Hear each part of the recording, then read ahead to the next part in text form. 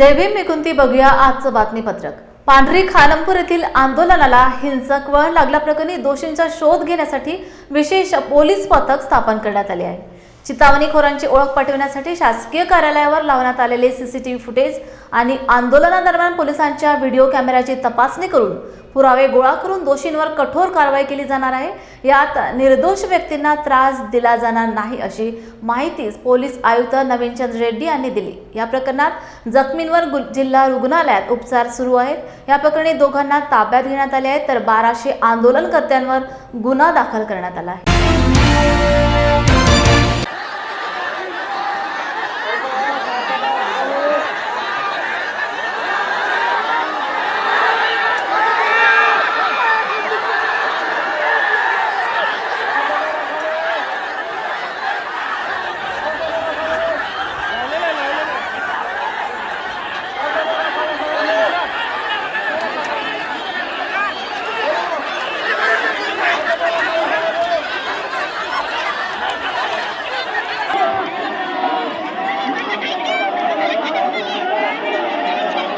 भाई थोड़ा सा बाजू में मतलब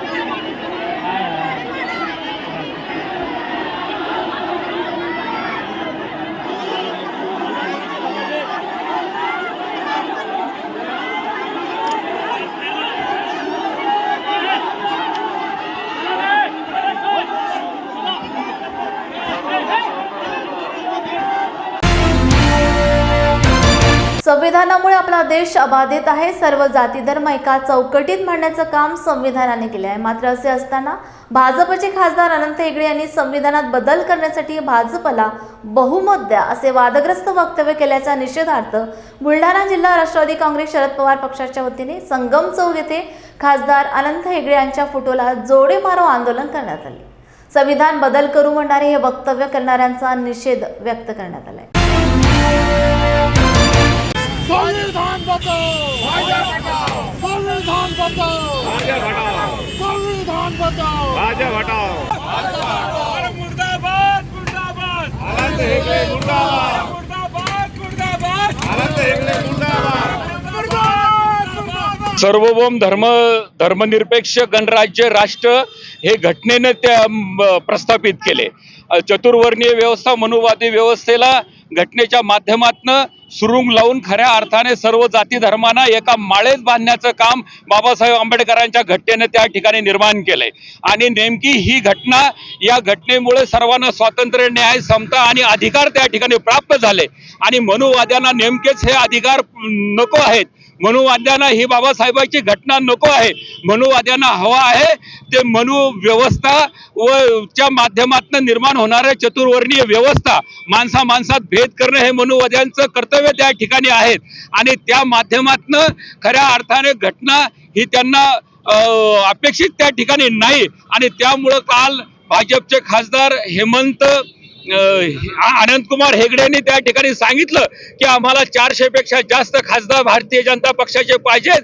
त्यामुळे आम्ही खऱ्या अर्थाने भारतीय जनते जे काही मनु व्यवस्थेला ज्या काही बाधक असलेले घटना आहे ती घटना आम्हाला त्या ठिकाणी बदलायची आहे। आणि त्यासाठी आम्ही 400 पेक्षा जास्त आम्हाला 1/3 अशी मेजॉरिटी लोकसभेमध्ये आणि राज्यसभेमध्ये आम्हाला हवी आहे।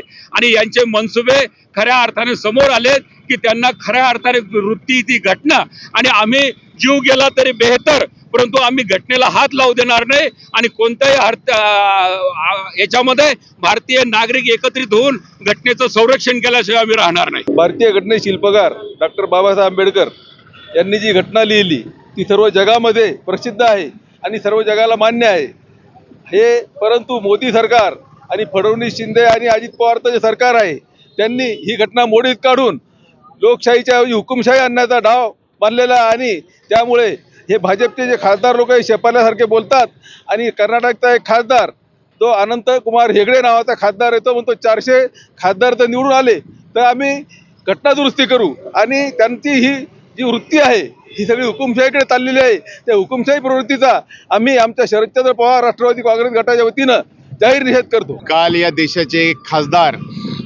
अनंत हेगडे यांनी असं वक्तव्य केलं की भाजप जर का सत्तेत आलं तर आम्ही धर्मनिरपेक्ष हा शब्द काढू. डॉक्टर बाबासाहेब आंबेडकरांनी जे संविधान बनविलं त्या संविधानाची सुरुवातच अशी आहे, आम्ही भारताचे लोक भारताचे सार्वभौम धर्मनिरपेक्ष गणराज्य स्थापन करण्याचा, अशी या भारताच्या संविधानाची सुरुवात असताना या देशामध्ये असंख्य जातीतेने विविधतेने नटलेला हा देश भाजप केवळ जातीयवाद करून हा धर्मनिरपेक्ष शब्द काढण्याचा त्यांचा मानस आहे. सत्तेसाठी लाचार असलेले लोक हे धर्माधर्मामध्ये तेढ निर्माण करून वाद निर्माण करून मतदानाचा हा त्यांचा प्रयत्न आहे. हा कदापि हा देश सहन करणार नाही. शरदचंद्र राष्ट्रवादी पक्षाकडून आम्ही त्यांचा हा जाहीर निषेध करतो आणि या देशाची जनता यांचे मनसुबे त्यांचे मनसुबे उधळल्याशिवाय राहणार नाही. कोल्हापुरात शक्तीपीठ महामार्गाला शेतकऱ्यांचा तीव्र विरोध असून शासनाच्या या निर्णयाविरोधात शक्तीपीठ महामार्गाविरोधी कृती समितीच्या वतीने कोल्हापूर जिल्हाधिकारी कार्यालयावर भव्य मोर्चा काढून केंद्र आणि राज्य सरकारचा निषेध व्यक्त करण्यात आला. यावेळी पालकमंत्री हसन मुश्रीफ यांनी मोर्चेकऱ्यांची भेट घेत निवेदन स्वीकारले. तसेच 12 आगामी मंत्रिमंडळाच्या बैठकीत शेतकऱ्यांच्या भावना शासनाला कळवू असा शब्दही दिला.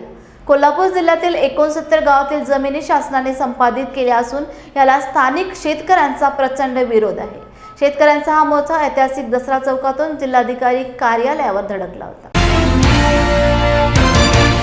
देशोधडीला लावणारा हा मार्ग आपण बंद करण्यासाठी एकजुटीनं एक दिलानं एक मुखानं आपण एकत्र या ठिकाणी उभारलेलो आहे.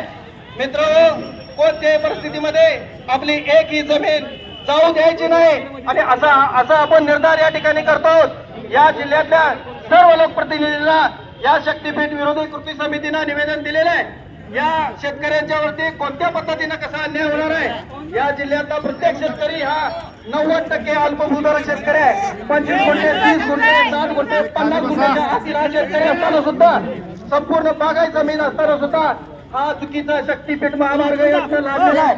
हा शक्तीपीठ महामार्ग आपण इथं बंद पाडायचा आहे. आणि जिल्ह्याचा पालकमंत्री म्हणून मी त्याला आश्वासन दिलेलं आहे. आज आणि उद्या मंत्रिमंडळाची बैठक आहे. मी आज त्या बैठकीला गेलो नाही.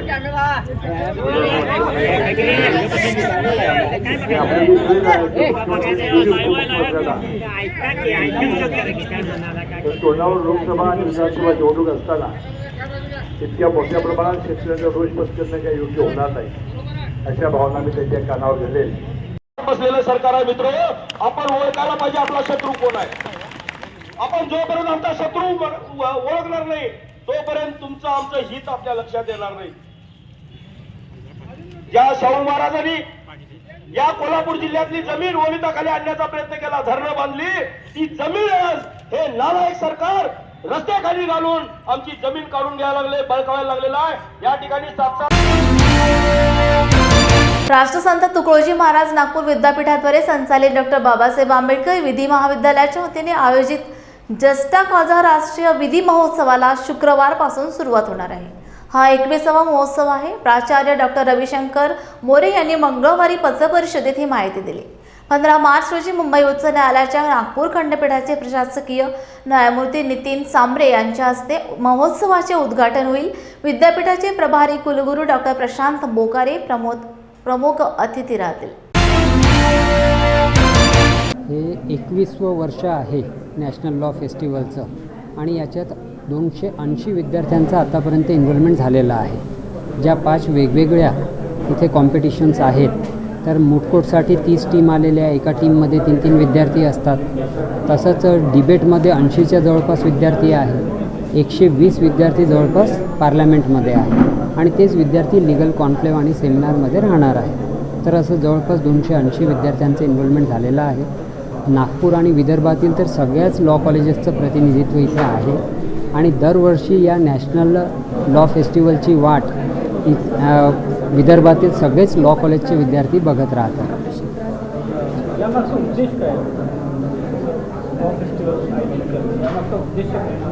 जे लॉचे विद्यार्थी असतात त्यांना आपल्या भविष्यात कोर्टात जेव्हा ते जातील तेव्हा कोर्टात कशा प्रकारे वातावरण राहणार आहे आणि तिथे आपल्याला कोणकोणत्या गुणाची आवश्यकता पडणार आहे, ते गुण इथे सगळ्या गुणांना वाव मिळावं, त्यांना ॲक्च्युअल हायकोर्ट जजेसच्या समोर आर्ग्यू करण्याची संधी मिळावी. ती संधी बहुतेक त्यांना प्रॅक्टिस सुरू केल्यानंतर 5-10 वर्षांनी मिळेल, परंतु इथे फायनल राऊंडसाठी हायकोर्टचे जजेस, सिटिंग जजेस उपलब्ध असतात आणि त्यांच्यासमोर फायनलमध्ये गेलेल्या टीम आर्ग्यू करत असतात. आणि ही विशेषता आहे या जस्ट ऑफ आझम मूटकोट कॉम्पिटिशनची आणि त्यामुळे अनेक लॉ कॉलेजचे विद्यार्थी याकडे बघत राहतात.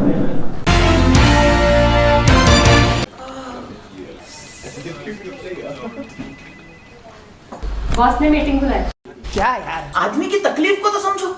बाहर बाहर उठो बैठो.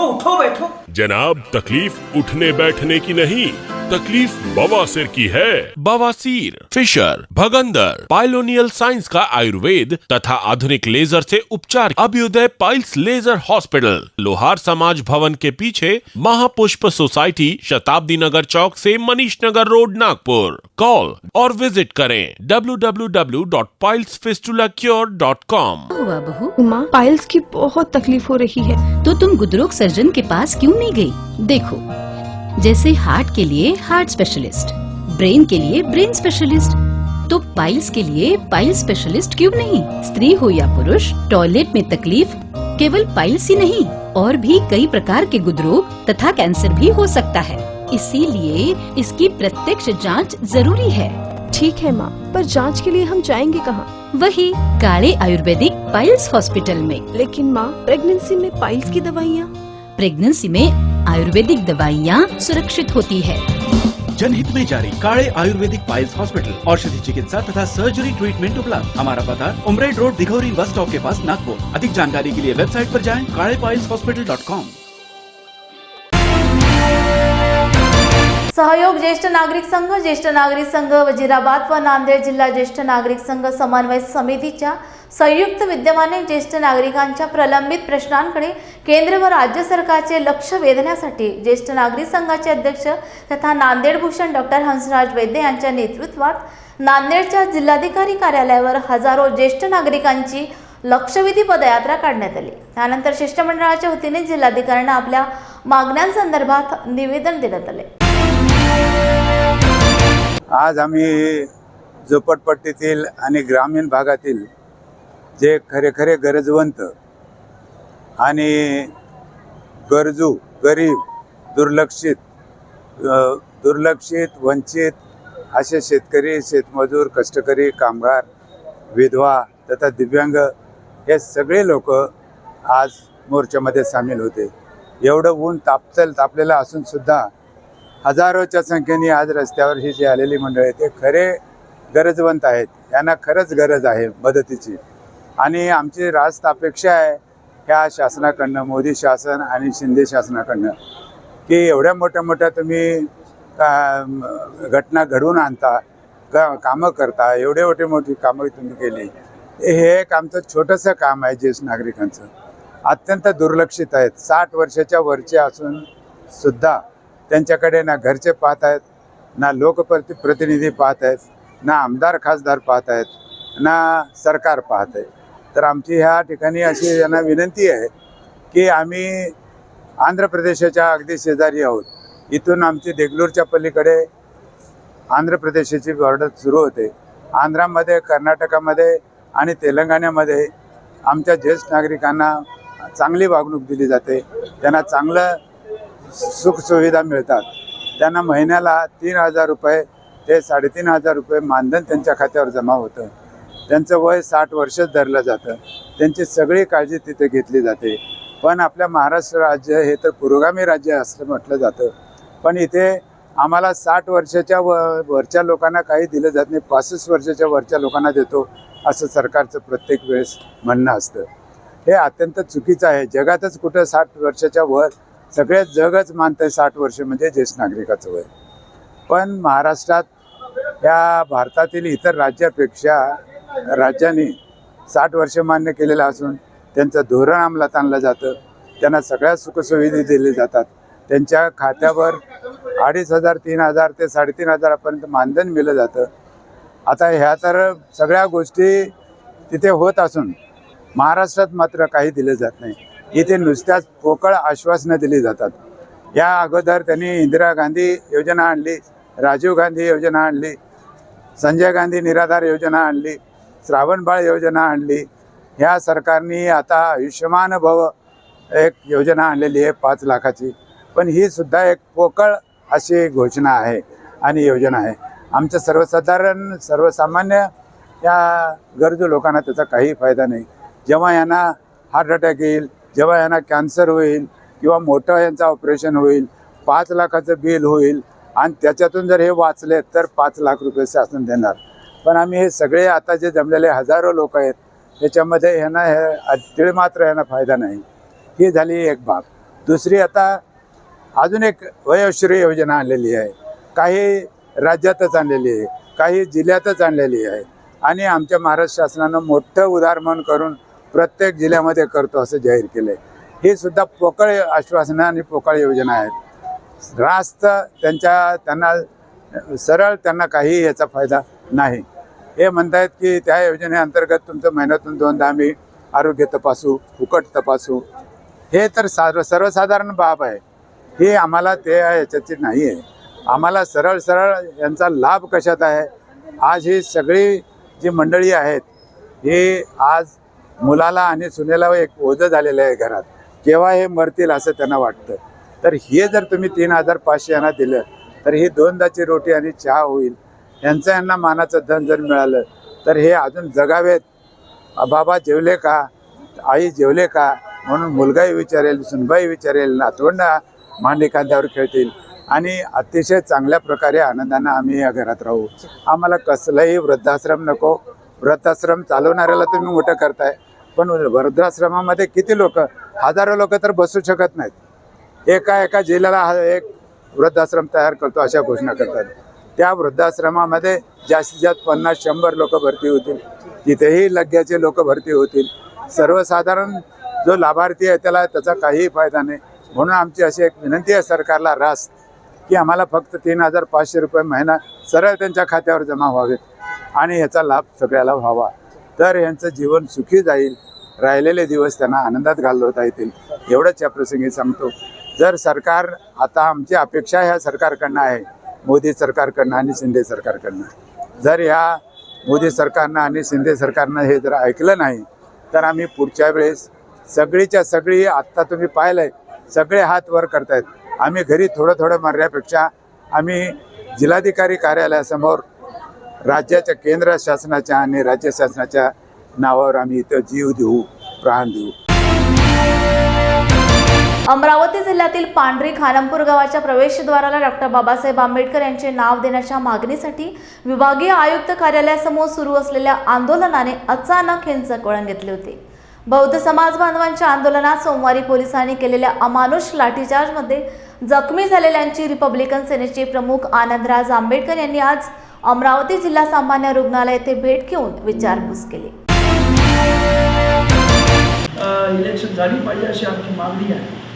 त्यासाठी या इथे असणाऱ्या प्रशासनाला त्याचा पूर्णपणे खोलावर जाऊन त्या संपूर्ण गोष्टीची तपशीलवार माहिती घ्या आणि त्यानंतरच केसेस दाखल करा. नाहीतर आमच्या कार्यकर्त्यांना गुंतवण्याचा प्रयत्न केला जातो असं मला बऱ्याच कार्यकर्त्यांनी सांगितलं. आमचा काही तिथे संबंध नसतानाही आज आमची नावं तिथे येत आहेत, त्याच्यामध्ये दुर्दैव आहे.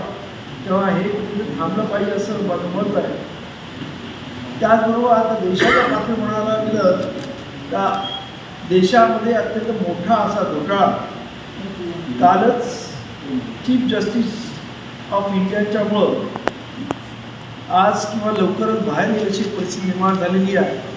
आपण पाहिलं असेल की इलेक्ट्रॉनिक बॉन्ड ज्याच्यामध्ये BJPच्या खात्यामध्ये 12,500 कोटीच्या वरती हे मिळालेले आहेत आणि हे सर्व द्यायला फक्त 22,000 लोक म्हणजे 22,000 लोक दिले. जर पकडलं एकाने जवळजवळ या ह्याच्यामध्ये 10 आणि 20 कोटी रुपये दिल्याशिवाय एवढे मोठे पैसे जमणार नाही. काही जण 100 आणि 1000 कोटी काही दिलेले आहेत आणि त्यामुळेच SBI तर्फे या बॉन्डमध्ये दिलेले पैसे हे जाहीर करण्याचं अवॉइड केलं जातं असं आमचं म्हणणं आहे. परंतु आज म्हणजे काल सुप्रीम कोर्टाने जी भूमिका घेतली आहे की हे संपूर्ण डिटेल आज म्हणजे आजच्या दिवसामध्ये SBIने सुप्रीम कोर्टात द्यावं. त्यामुळे या देशातला अत्यंत मोठा घोटाळा आणि याच्यामध्ये पॉलिटिशियन आणि उद्योगपती यांचं नेक्सस हे समोर येणार आहे आणि त्यामुळं कोणी किती पैसे दिले आणि त्याला सरकारने कशा पद्धतीची खैरात दिली हे इथं स्पष्ट होणार आहे. खरं म्हणजे मागे सुद्धा अशाच पद्धतीचा PM फंडचा घोटाळा झाला.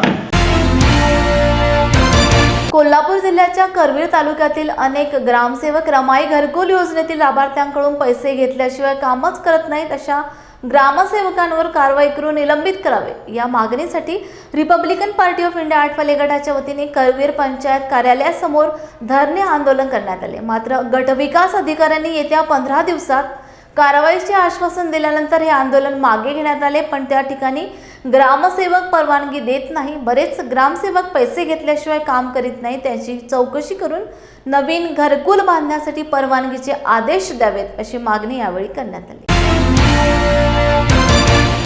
पैसे घेऊन काम करणं या चौघड्याचं निलंबन गायरानमध्ये मागासवर्गीयांना जागा. मी रिपब्लिकन पार्टी ऑफ इंडियाचा युवक आघाडीचा जिल्हाध्यक्ष अविनाश शिंदे. आज आम्ही रिपब्लिकन पार्टी ऑफ इंडिया करवीर तालुक्याच्या वतीनं गट विकास अधिकारी यांच्या कार्यालयासमोर तीव्र निदर्शने करीत आहोत. त्याचं कारण असं आहे की करवीर तालुक्यामध्ये बरेच ग्रामसेवक पैसे घेतल्याशिवाय काम करत नाहीत. उदाहरणार्थ गडमुर्शिंगमधील रोहिदास चौगले हा ग्रामसेवक पैसे घेतल्याशिवाय कामच करत नाही.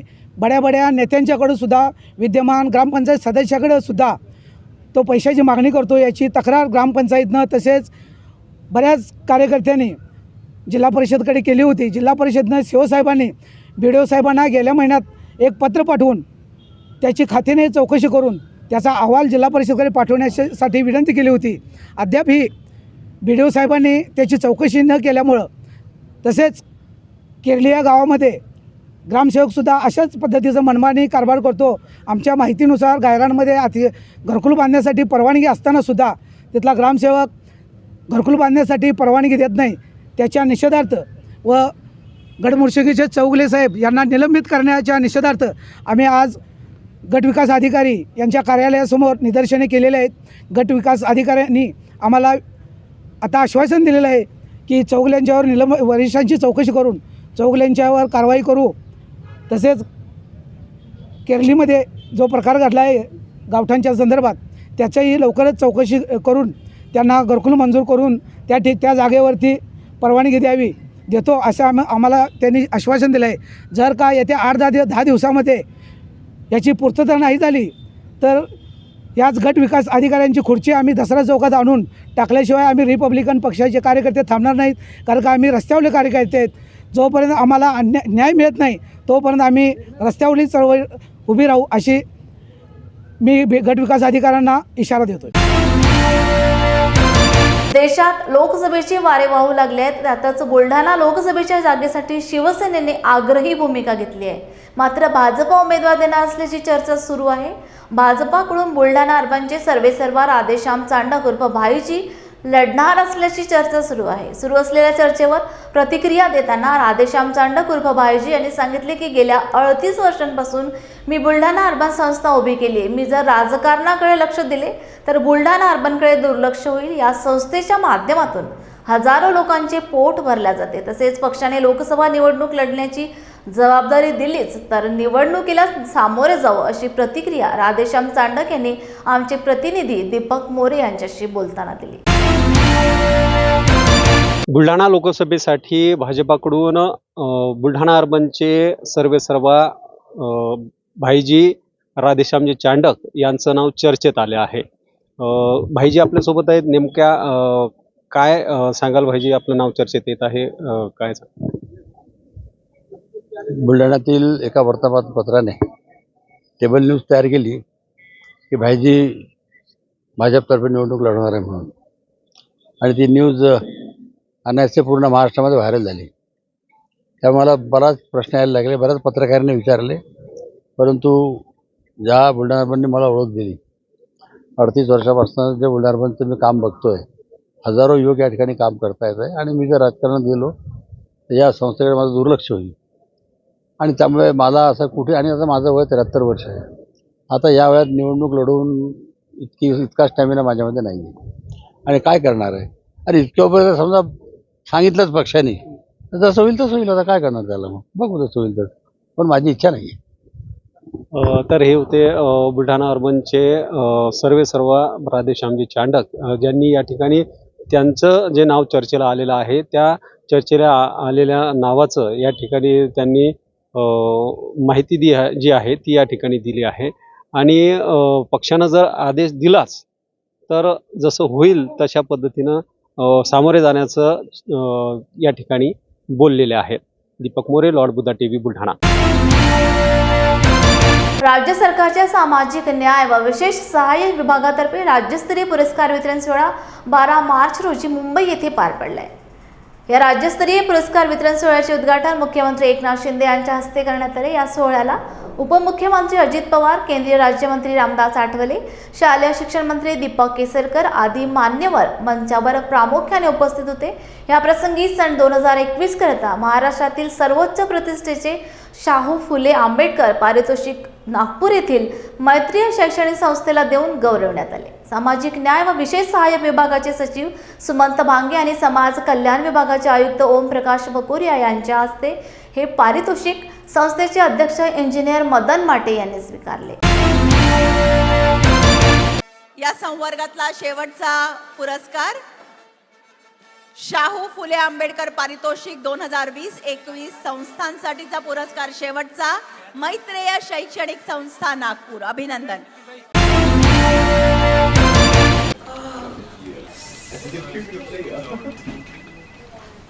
बॉस ने मीटिंग बुलाई. क्या यार, आदमी की तकलीफ को तो समझो. बाहर बाहर उठो बैठो. जनाब, तकलीफ उठने बैठने की नहीं, तकलीफ बवासीर की है. बवासीर, फिशर, भगंदर, पाइलोनियल साइंस का आयुर्वेद तथा आधुनिक लेजर से उपचार. अभ्युदय पाइल्स लेजर हॉस्पिटल, लोहार समाज भवन के पीछे, महापुष्प सोसाइटी, शताब्दी नगर चौक से मनीष नगर रोड, नागपुर. कॉल और विजिट करें www.pilesfistulacure.com. हुआ बहू? माँ, पाइल्स की बहुत तकलीफ हो रही है. तो तुम गुदरोग सर्जन के पास क्यों नहीं गई? देखो, जैसे हार्ट के लिए हार्ट स्पेशलिस्ट, ब्रेन के लिए ब्रेन स्पेशलिस्ट, तो पाइल्स के लिए पाइल्स स्पेशलिस्ट क्यों नहीं? स्त्री हो या पुरुष, टॉयलेट में तकलीफ केवल पाइल्स ही नहीं, और भी कई प्रकार के गुदरोग तथा कैंसर भी हो सकता है. इसीलिए इसकी प्रत्यक्ष जांच जरूरी है. ठीक है माँ, पर जांच के लिए हम जाएंगे कहाँ? वही काले आयुर्वेदिक पाइल्स हॉस्पिटल में. लेकिन माँ, प्रेगनेंसी में पाइल्स की दवाइयाँ? प्रेगनेंसी में आयुर्वेदिक दवाइयाँ सुरक्षित होती है. जनहित में जारी. काळे आयुर्वेदिक पाइल्स हॉस्पिटल, औषधि चिकित्सा तथा सर्जरी ट्रीटमेंट उपलब्ध. हमारा पता उमरेड रोड, दिघौरी बस स्टॉप के पास, नागपुर. अधिक जानकारी के लिए वेबसाइट पर जाएं kalepileshospital.com. डॉक्टर बाबासाहेब आंबेडकर प्रवेशद्वाराच्या आंदोलनादरम्यान आंदोलकांकडून झालेली दगडफेक व पोलिसांकडून झालेला लाठीचार्ज हा प्रकार अत्यंत दुर्दैवी असून असे होणे अपेक्षित नव्हते. आंदोलन अतिशय शांततेत सुरू होते, मात्र आंदोलनाला हिंसक वळण लावण्यामागे व कायदा सुव्यवस्था बिघडवण्यामागे बाहेरील राजकारण्यांचा हात असून यामागील बाहेरील राजकारणी लोक कोण याचा तपास पोलीस प्रशासन करत आहे। गावातील दोन्ही गटातील लोकांनी तसेच अमरावती जिल्ह्यातील नागरिकांनी कायद्याचे उल्लंघन न करता शांतता व सुव्यवस्था अबाधित राखावी असे आवाहन आमदार बळवंत वानखेडे यांनी प्रसार माध्यमांशी बोलताना केले। कालचा जो प्रकार झाला तो अतिशय दुर्दैवी आहे असं होणं अपेक्षित नव्हतं। ते आंदोलक सुद्धा शांततेत आतापर्यंत आंदोलन त्यांनी केलं आणि त्या गेटला जो विरोध आहे तो विरोध असण्याचं कारण यापूर्वी त्या अनेक लोकांनी नितीन भाऊ पटेल असतील, दिलीप भाऊ भोपळे असतील, या सर्वांनी त्या गेटला निधीसुद्धा म्हणजे वर्ग दिली म्हणून विरोध असण्याचं कारण। परंतु कालच्या काळाला त्यामध्ये बाहेरच्या लोकांनी कुठंतरी करावं, राजकारणामुळे तो प्रकार त्यांनी वाळवला आणि काल या पद्धतीची कायदा सुव्यवस्था बिघडली। कोण राजकीय लोक या संदर्भात नाही, राजकीय लोक कोण असतील कोण नाही हे प्रशासन आता तपास करेलच, परंतु निश्चितच राजकारणाच्यामुळेच हे कुठलं तरी हा प्रकार वाढला मला असं वाटतं। तुम्ही काय आव्हान कराल लोकांना? मी लोकांना आव्हान हेच करेन की आपण शेवटी गावात राहतो, शांततेत राहणं गरजेचं आहे आणि संबंध आहेत आपले, म्हणून दोन्ही बाजूच्या लोकांनी शांततेत राहावं असं मी आवाहन करेन। कालच्या दगडफेकीनंतर गेटचा मुद्दा बाजूला असल्याची चर्चा सुरू झाली आहे, एकंदरीत काय सांगणार? नाही, आता ते गावचे लोक आता कलेक्टर साहेबांनी सुद्धा त्याच्यात मध्यस्थीची भूमिका घेतली आणि गावात जाऊन मिटिंगसुद्धा घेणार आहेत। त्या पद्धतीनं गावकऱ्यांनी ज्या पद्धतीनं दोन्ही बाजूची मंडळींनी समजून ते गेट करण्याच्या संदर्भात चर्चा करतील। छत्रपती संभाजीनगर येथे रिपब्लिकन कामगार सेनेच्या वर्धापन दिनानिमित्त कामगार सन्मान मेळाव्याचे आयोजन करण्यात आले होते। मराठवाडा महसूल प्रबोधिनी सभागृह येथे हा सोहळा पार पडलाय। ज्येष्ठ साहित्यिक डॉक्टर ऋषिकेश कांबळे, प्रदेशाध्यक्ष युवराज दादा बनसोडे, प्राध्यापक Devanand Wankhede, doctor Anil Pande, doctor K M. Bankar यांच्या उपस्थितीत या मेळाव्याचे उद्घाटन करण्यात आले। या मेळाव्याला रिपब्लिकन सेना, रिपब्लिकन कामगार सेनेचे पदाधिकारी मोठ्या संख्येने उपस्थित होते।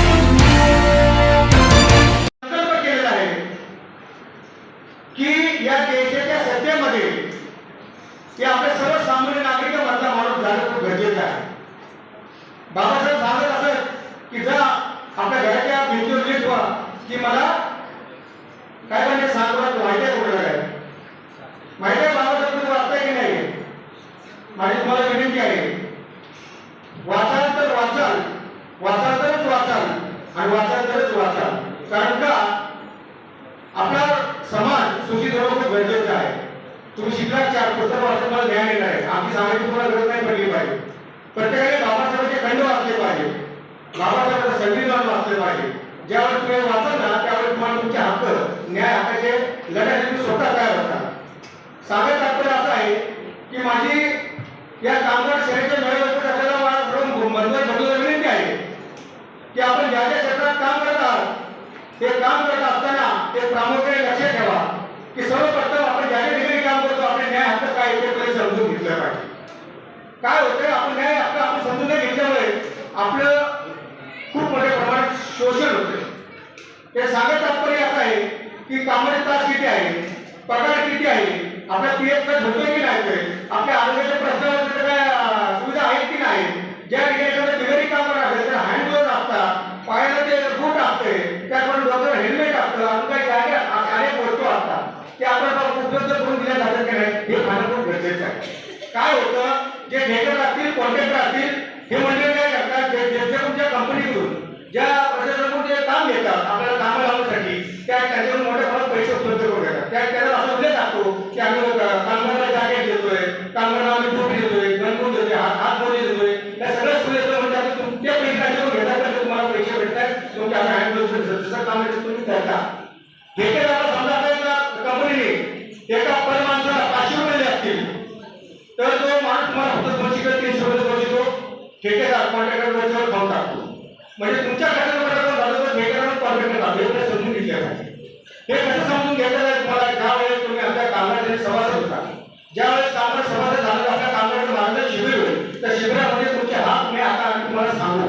आज वर्धापन दिन आहे, फक्त आपल्या एखाद्या सुविधा थोड्यात तुम्हाला या सगळ्या गोष्टी का सांगतोय तर आपल्याला हक्क माहिती असणं गरजेचं आहे। एकदा तर पटकन 5 मिनिटात राखून नको या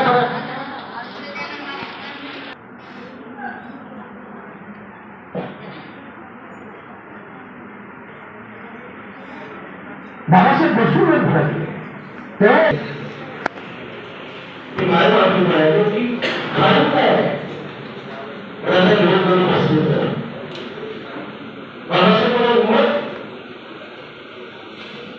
या बाळापणाची घटनांचं काही नाही सोय नाही तरतूद नाही बाबासाहेब निर्भय असते या निर्भयतेचं नावच बाबासाहेब बाबासाहेबांनी राबवलेलं साहेब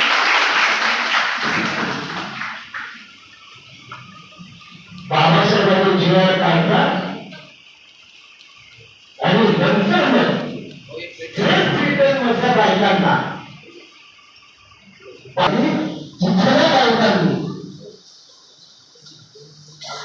बाबासाहेबांच्या जातीच्या आणि धर्माच्या बायका बाबासाहेबांना भारत मानत नाही. बंधन लक्षात घेता फक्त आजच्या या कार्यक्रमाला मी कसलाही कर्मचारी कल्याण महासंघाचा राज्याचा महासचिव या नात्याने रिपब्लिकन कामगार सेनेच्या या वर्धापन दिनानिमित्त खूप खूप शुभेच्छा देतो आणि भविष्यातील वाटचालीस सुयश चिंतितो. एवढंच बोलतो, थांबतो. जय भीम, जय बुद्ध, जय भारत. कामगार सेनेचे समन्वय खरे साहेबांना विनंती करतो की त्यांनी आणि त्या गर्दीत एक वृद्ध त्या ठिकाणी अक्षरशः ती वृद्ध म्हणत पावते सदरून तर मग हा ते आपण त्याच्याकडून घेतलं पाहिजे. केडर सिस्टीम झाली पाहिजे. कारण की मित्रांनो कामगारांवर हा देश चालतो. कामगारांनी आतापर्यंत बऱ्याचशा मोठ्या उलाढाली केलेल्या आहे. सत्ता येणं सत्ता जाणं हे देखील कामगारांच्या हातामध्ये आहे. कामगार हा तुम्ही कमी समजू नका. याकरिता मित्रांनो आपण मोठ्या प्रमाणात या ठिकाणी केलं झालं पाहिजे. कामगारांना प्रोत्साहन दिलं पाहिजे. कामगारांना मार्गदर्शन केलं पाहिजे. अकोला जिल्हा परिषदेच्या वतीने ग्रामपंचायत स्तरावर काम करणाऱ्या ग्रामरोजगार सेवकांना कामावरून काढण्याचा अधिकार हा जिल्हा परिषद सीईओ यांना असणार आहे. अशा प्रकारचा ठराव जिल्हा परिषदेच्या वतीने एकमताने पारित करून ग्रामरोजगार सेवकांना काढण्याची टांगती तलवार आता दूर झाली आहे. त्यामुळे ग्रामरोजगार सेवक संघटनेच्या वतीने जिल्हा परिषद अध्यक्ष, उपाध्यक्ष, जिल्हा परिषद सदस्य व वंचितच्या पदाधिकाऱ्यांचे आभार मानले. यावेळी ग्रामरोजगार सेवक संघटनेचे पदाधिकारी उपस्थित होते. 19/12/2023 जिल्हा परिषद अकोला या सदनमध्ये जो ठराव पारित करण्यात आला तो ग्राम रोजगार सेवकाच्या हिताचा असून ज्या ग्राम रोजगार सेवकाला ग्राम पातळीवर अनुदान प्रयत्न करून नवीन बॉडी जर निवडून आली तर त्यांना अनुदान त्रास देत होती आणि कामावून खोटे कारण दाखवून कमी करत होती. या अनुषंगाने श्रद्धेय बाळासाहेब आंबेडकर यांच्या कानावर आम्ही आमची जे काही हकीकत आहे, आमच्या जे काही वेदना आहेत हे श्रद्धेय बाळासाहेब आंबेडकर यांना आम्ही सांगितल्या. त्यांच्या सांगण्यावरून माननीय जिल्हा परिषदेच्या अध्यक्षा संगीताताई अडव यांच्या नेतृत्वात त्यांनी ठराव पारित केला की बा जिल्हा परिषदमध्ये असा ठराव पारित करण्यात आला की ग्रामरोजगार सेवकाला कमी करण्याचा अधिकार हा ग्राम पातळीवर न ठेवता वर जिल्हा परिषद शिवसाहेब यांना देण्यात यावा असा त्यांनी ठराव पारित केला आणि आमच्या तो हिताचा असून भविष्यात जे काही आमच्या जे काही गोष्टी आहेत हे आम्ही त्यांना सांगितल्या आणि त्यांनी आमचं म्हणणं ऐकून घेतलं. त्याकरिता आम्ही त्यांचा छोटेखानी एक कार्यक्रम घेतला. जिल्ह्यातून पदाधिकारी बोलावून त्यांचा आम्ही सत्कार केला आणि त्यांचे आम्ही आभार मानले. एवढं बोलून माझे 2 शब्द. जय भीम इंडियाच्या बातमीपत्राला भेट झाली. येथेच थांबण्याची. पुन्हा भेटूया ताजा घडामोडी घेऊन. जय भीम.